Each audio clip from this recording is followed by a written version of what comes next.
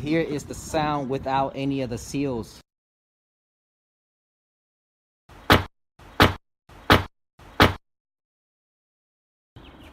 We're gonna now compare that to the sound with the sealed.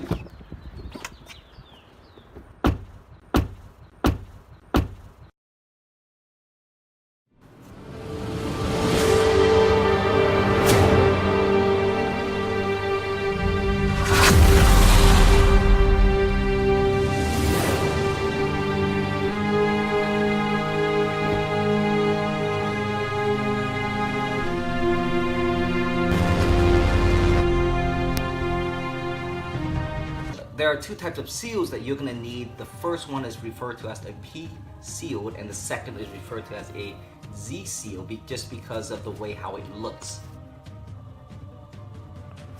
Up front and pretty close. And the P seal is simply going to go around the bottom of the door. So it's going to be used to run like around here. I'm also going to help you with the installation, so it's going to run like that. Alright, it's going to run like that. And it's gonna cover from here to there. The other one, which is the Z seal, which looks like these, they are gonna run in two different locations. To seal the front door, we're gonna have to run the Z seal. Let me see if you can see that, onto the rear door. So it's gonna go like this. Okay. Let me pull this up close so that you can see. Okay, so it's gonna run like these. Alright, so the 3M, the double-sided tape goes inside. It gets attached to the door panel, and it's gonna go like that. And when you close this door, it will seal the front passenger based on how we place these seal. Now, a second piece is gonna go to seal basically like this area right here. And the way how we're going to do that is, this one is a bit more technical. It's a little bit more challenging, but it's definitely doable. Okay. Now the first thing you're going to do is you have to make sure that you clean the back of this piece really well, because if there are dirts, then it's not going to stick very well and it won't last. So make sure you clean it really well. This is a pretty straightforward process. You simply pick your P seal and first measure it first, and I think that's going to save us some time. So I'm going to go ahead and measure it and see how much material I'm going to need. Alright, so I'm going to need about, give and take a little bit. I'm going to need about that much. I'm going to cut it out here. I'm going to go ahead and peel off the 3M. I find it best to peel it off I'll peel it off about like some, and then I'll peel more as I go. So I've gotten my my starting point.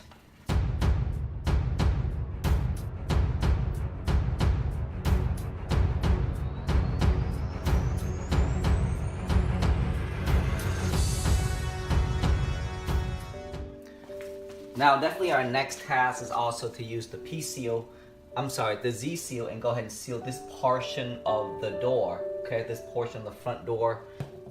We're gonna attempt to put the we're gonna attempt to put the Z seal here. Alright, all the way around. Loop it through here, go all the way around, and then finally end it down to this portion right there. I'm also gonna measure from the outside to see how long I need.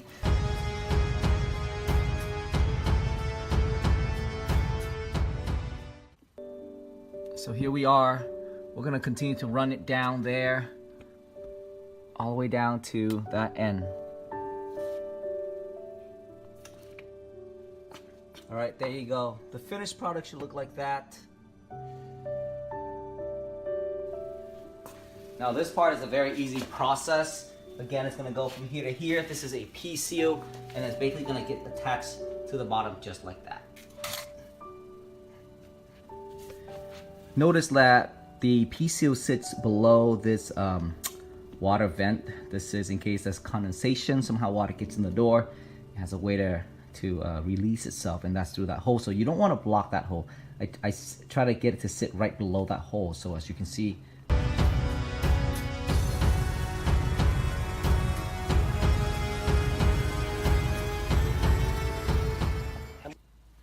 All right, it is now perfect. Let's close the door and see how it sounds. It's gonna sound really amazing. It's gonna hear this.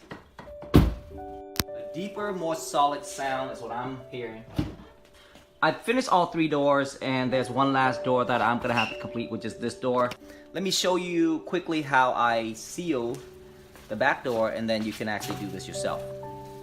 To seal this back door is rather easy. You simply run the P-seal facing in. So this little flap right here, it should be facing in like that.